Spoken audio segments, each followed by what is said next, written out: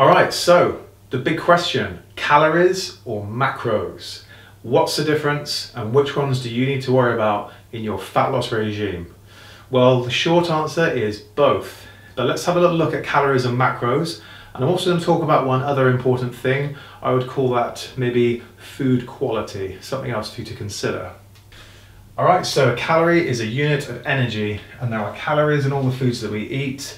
And some diet gurus like to say that it's just as simple as calories in versus calories out. I'll just explain that concept briefly. It's based around one of the main laws of thermodynamics. And the idea is that calorie is a finite object. Okay, it basically cannot appear out of nowhere and it cannot disappear for no reason. So if you are consuming a calorie, that calorie will change its state and take another form, or it will be burnt. But outside of those two things, nothing else can happen. So calories can't just disappear. They're either stored or their state is changed, mostly turned into body fat in some cases, or they are burnt, okay? So the idea there is if you're eating a calorie surplus of 1,000 calories and you don't burn them off, those 1,000 calories will appear somewhere, and there's no magic black hole where they disappear to, and some of us like to think that's the case. But that's the idea behind calories in versus calories out. And that's where the fascination with calories and calorie counting comes from in the diet world. Okay, then we move on to the next concept, which is macros. So the wonderful macro, hot on the lips of almost any dietitian, nutrition expert or fitness person, okay? A macro is essentially a certain type of energy found in certain types of food. There are predominantly 3 macronutrients. The kind of forgotten fourth one that people talk about is alcohol. I'm not going to talk about alcohol because it's not really like part of a healthy diet. So basically the 3 macros being proteins, carbohydrates and fats. So protein has 4 calories per gram, carbohydrates have 4 calories per gram, and the devil fats have 9 calories per gram. Okay, now the interesting thing about macros and why people talk about macros a lot is that within the calorie total would come a certain ratio of macronutrients. So you may have more or less calories from a certain type of macro, and that would be generally tailored to your goal. So as someone that's interested in fat loss, you may be very keen on a certain type of macro split. So a very typical thing, if you're on a very low carb diet, would be to have a lower percentage of your calories coming from carbohydrates. The goal of that will be to keep your insulin response down and in theory, reduce your fat storage. So yes, macros gets really goal specific. Beyond having a higher or lower calorie intake, it sort of gets a little bit more complicated at this point. Then, just to throw a spanner into the works, we can look at something a little bit more esoteric, this concept of food quality. And also in food quality, we have this concept of micronutrients. So macronutrients are the 3 main types of calories, but underneath that we have micronutrients, which are things like vitamin and mineral profile. So in theory, lower quality foods will have a lower availability of micronutrients within them. Okay. Also, food quality comes down to simple things like cost, and which is socioeconomic factors. Potentially organic food, unprocessed food, and better quality foods can be more expensive. So those are the 3 types of foods. Let's look at the food pyramid of fat loss. So the fitness industry can be a very dangerous place if you're trying to get information. Here's an example of a typical conversation between a coach and a client. Yeah, so I completely nailed that macro split, yo. Got my low carb diet, high fat, no worries. I didn't lose any body fat yet. Not quite sure what's going on. Well, Sonny Jim, your calories were too high and you weren't in an energy deficit. So we've got all these loud and crazy concepts: food quality, micronutrients, we've got macros, macronutrients, and we've got like calorie is a calorie, don't be so silly.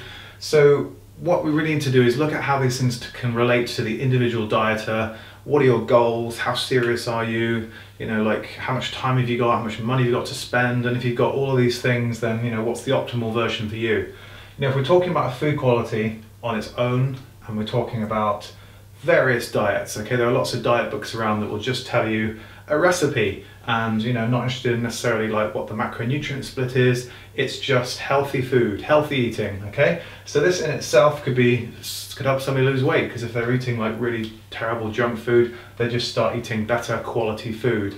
That could simply be enough, because it might just put them into a bit of a calorie deficit. So interestingly, we'll come back down to the base of the pyramid. which is what I said about calories, okay? Because calories is this overarching concept about energy balance. So whenever we're looking at these three things, let's always go back to the base of the pyramid and think about calories, total energy expenditure, and total energy intake. Talking about macros on their own, macros, there's plenty of diets which are all about macros. Things like Atkins or low carb diets, keto diets, that's very much a macro based diet. Okay, a keto dieter probably doesn't talk that much about their calorie deficit. They're much more interested in the fact that they're eating very high fat and very low protein, very low carbs and moderate protein.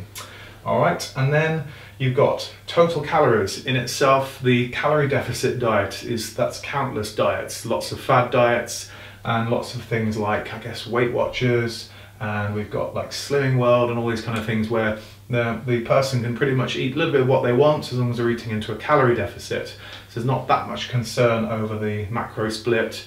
You know, there's probably a fair amount of sugars in there, but again, the calories are down. Looking at your own individual goals, if you really want to just do like a quick weight loss and you've got a lot of excess weight to lose, you can pretty much just focus on calories in my experience.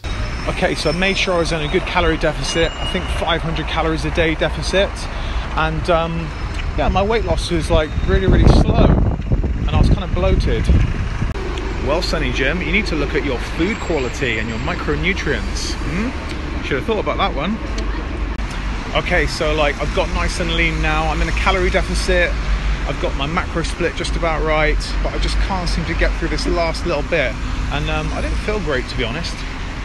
Micronutrients. Basically, like the more information we get, sometimes the more confused we get. So it's no wonder we get these questions all day long.